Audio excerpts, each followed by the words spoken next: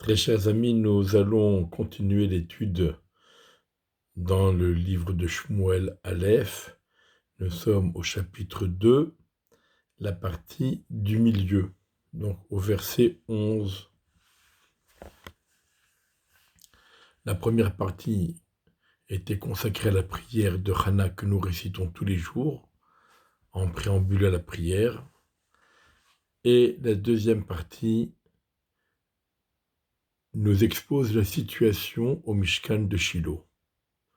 Et on va voir donc la symétrie qu'il y a, l'opposition qu'il y a entre d'une part les deux enfants de Eli, le Kohen Gadol, et le prophète à cette époque, le juge, le guide, et d'autre part Eli lui-même et Shmuel, son fils adoptif, qu'il a bien voulu prendre sous sa coupe pour l'éduquer et l'élever donc dans la Avodat Hashem. Alors, Elkana,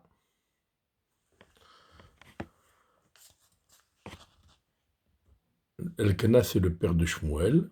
Donc les parents de Shmuel, c'est Elkana et Hana. Elkana était un prophète, lui aussi. On le verra un peu plus loin à la fin du chapitre. Donc Elkana est parti à Ramata, dans sa maison. Et bien sûr, on a laissé l'enfant Shmuel et le jeune homme servait Hachem face à Eli, le Kohen Gadol. Et donc ici, on voit Shmuel travaille. Shmuel apprend à servir Hachem auprès de Eli, qui est le Kohen Gadol. Et Rashi nous précise, on apprend de ce pasouk, que celui qui se met au service d'un Talmid Racham, c'est considéré comme s'il se mettait au service d'Hachem. Et les enfants de Eli étaient des voyous, qui ne connaissaient pas Hachem. Ça veut dire ils n'ont pas pris conscience de la présence d'Hachem. On est dans le Mishkan de Shiloh. Ce même Mishkan qui a été construit par Moshe Rabbeinu dans le désert, qui a accompagné nos ancêtres durant 40 ans dans le désert. Il y a la Shrina dans le Mishkan. On apporte des korbanot au Mishkan. Tout ce que l'on fait au Mishkan, c'est servir Hachem. Et eux n'ont pas conscience d'Hachem. Alors qu'est-ce qu'ils font ? Bien, pour eux, tout ça, c'est du folklore. On va bien le voir. Et la règle pour les Kohanim vis-à-vis du peuple, c'est pas la vraie règle et la bonne. C'est celle que les enfants de Élie ont décidé et ont établi.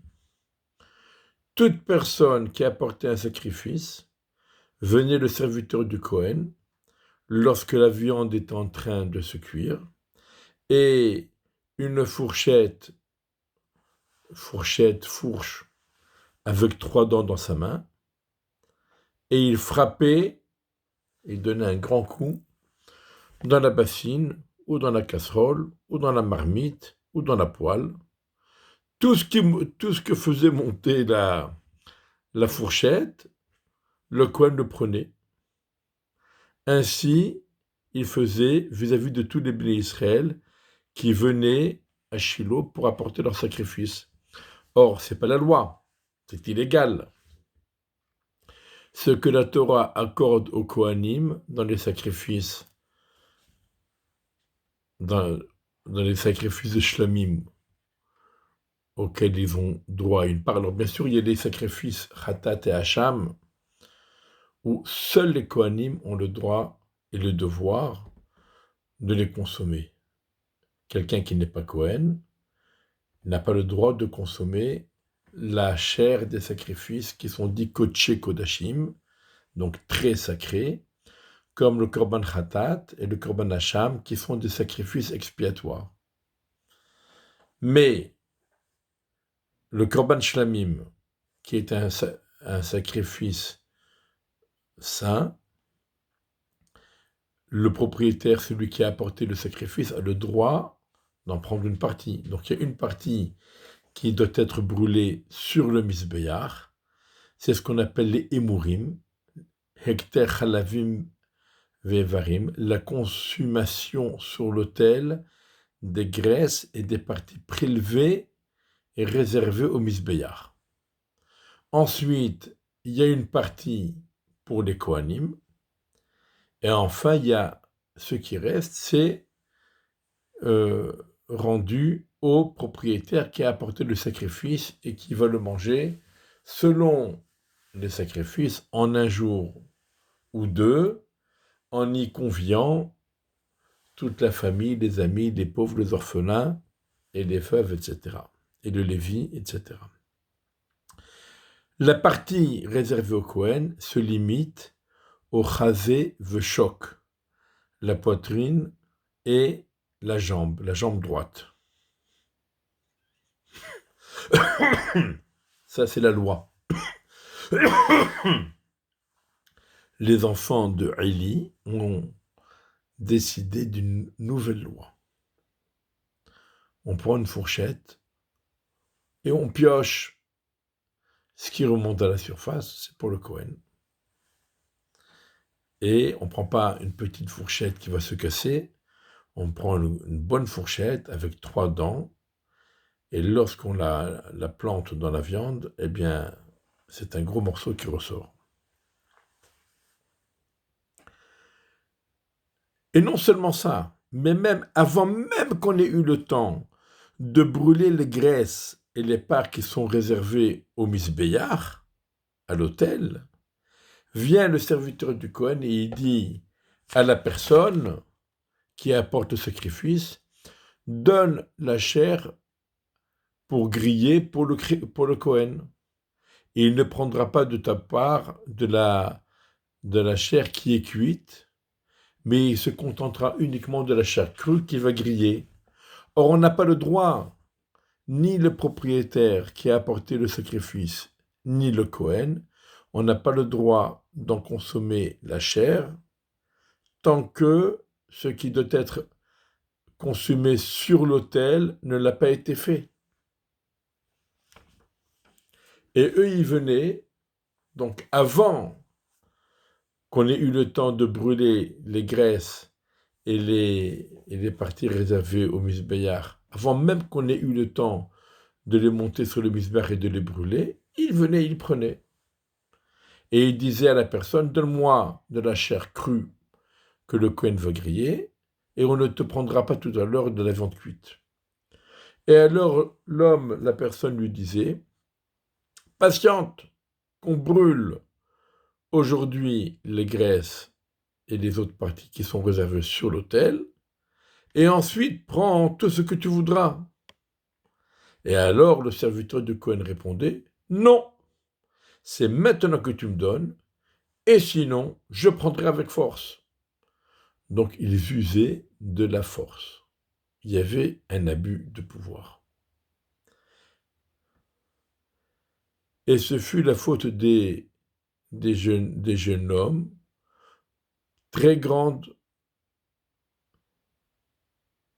vis-à-vis d'Hachem. Car ces personnes, donc Chophni et Pinchas, qui étaient les Kohanim et qui étaient les enfants de Eli, ils méprisaient les offrandes apportées en l'honneur d'Hachem. Et Shmuel, dans tout ça, qu'est-ce qu'il fait? Après tout, c'est amusant. On mange bien, on s'amuse, on prend des fourchettes et on les plante dans les casseroles. Non. Shmuel servait Hachem. C'était un jeune homme, Chagour Ephod Bad, qui était saint, C-E-I-N-T, ceinture, qui était saint, d'un tablier en toile. Ephod, c'est un tablier. Mais bien sûr, il y a toutes sortes de tabliers. Le tablier de travail, le tablier de cuisine, mais il y a aussi le tablier pour des serviteurs d'un haut rang. Le Kohen Gadol portait un tablier, d'accord, le éphod. Eh bien, Shmuel également, il servait Hachem, il était revêtu de ce tablier. Umeil katon tas Elohimo, et sa maman lui faisait une petite tunique. Ve'haltalo, elle lui a apporté chaque année, lorsqu'elle montait avec son mari pour apporter des sacrifices en l'honneur des occasions de Yom Tov, des 3 fêtes.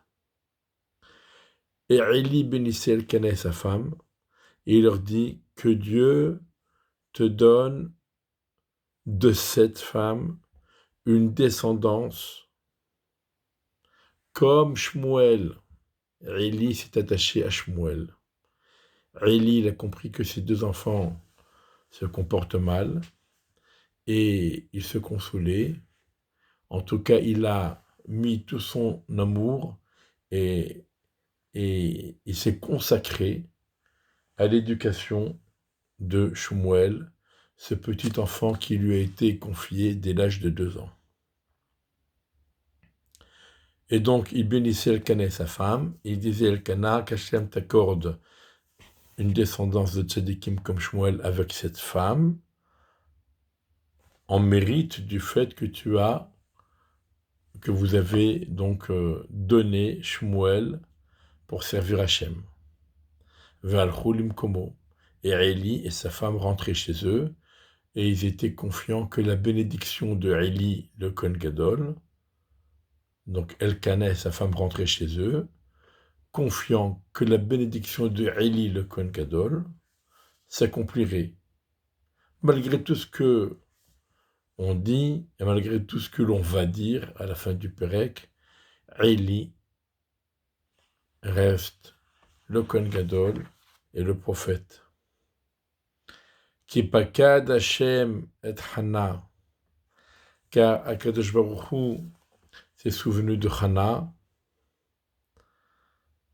et elle a conçu, elle a donné naissance à 3 garçons et 2 filles. Et Shmuel, le jeune homme Shmuel, a grandi avec Hachem, donc c'est pour la 3e fois qu'on nous le dit. Shmuel a su faire le bon choix. Il ne traînait pas avec Hofni et Pinchas, mais il est resté toujours aux côtés de Eli. Eli qui était un Kohen Gadol, qui était une personne âgée. On ne s'amuse pas avec Eli. On va voir un peu plus loin la rigueur de Eli le Kohen Gadol.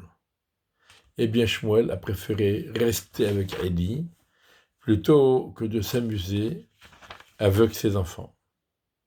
Et la suite, on la verra à notre prochaine étude, Bezrat Hashem.